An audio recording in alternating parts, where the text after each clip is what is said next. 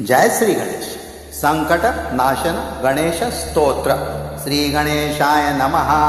नारद उवाच प्रणम्य शिरसा देवं गौरीपुत्रं विनायकं भक्त्या वासे स्मरे नित्यम् आयुकामार्थसिद्धये।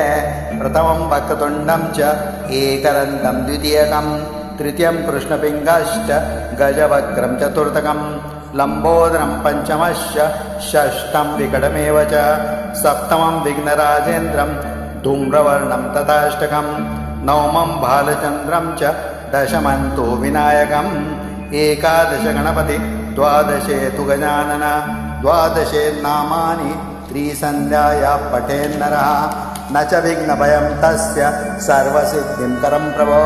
विद्यार्थी लभते विद्या धनार्थी लभते धनं पुत्रार्थी लभते पुत्र मोक्षार्थी लभते गतिं। जपेद गणपति स्तोत्र षण्मासं फलं लभेत् संवत्सरेण सिद्धिं च लभते मात्र संशयः।